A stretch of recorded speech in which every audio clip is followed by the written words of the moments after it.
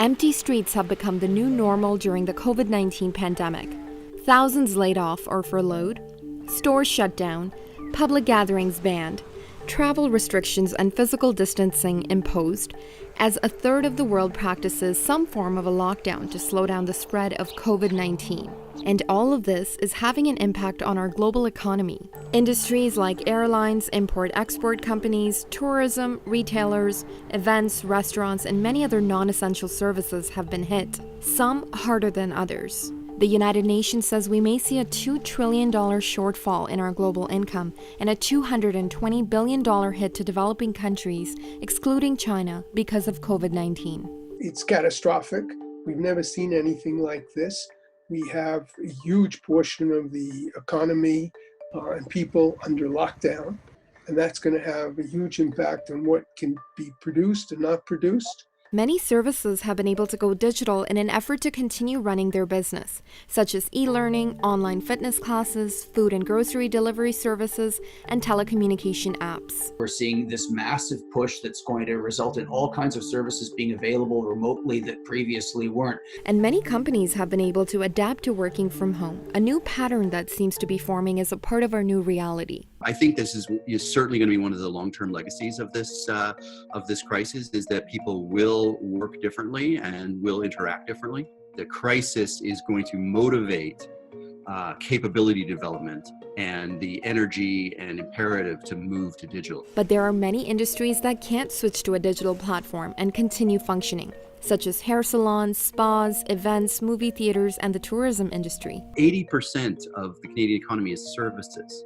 And most of those services require some kind of a personal touch, not all, kind of necessarily high touch, but and those businesses are really just kind of getting slammed. So if they can't pivot to digital online fulfillment and purchase, then they're basically shut down. So if you're in that worst case scenario of can't transform my business model into digital, and if you're a non-staple type of purchase and you have low financial resilience, access to cash and credit, that's where we're going to see carnage first. But a particular industry that is experiencing both the positive and negative effects from COVID-19 is the oil industry. While the steep decline in gas prices isn't good for countries which rely on oil exports, it's a good thing for consumers and can be a benefit to the global economy. An oil price decline of this magnitude is typically a significant benefit for the global economy in a sort of synchronized downturn,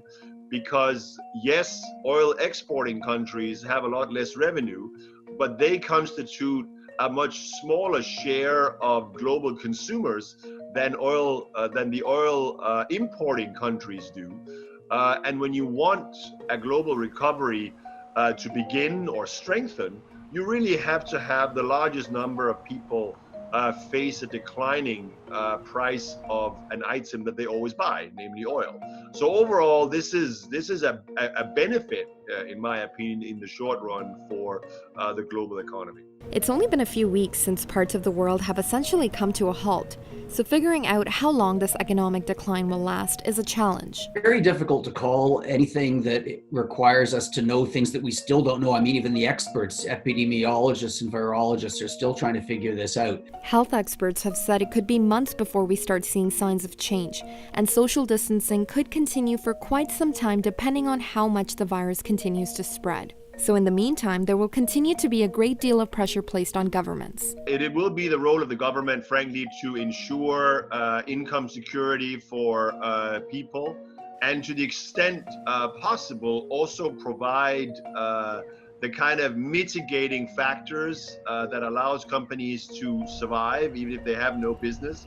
That, for instance, would mean subsidizing the wages of workers, facilitating that they can roll over loans, offering state-guaranteed cheap loans and things like that. What we know at this point, based on experts, is that social and physical distancing, as well as washing your hands, helps slow down the spread of the novel coronavirus. And the sooner it comes to a halt, the faster the economy can begin recovering.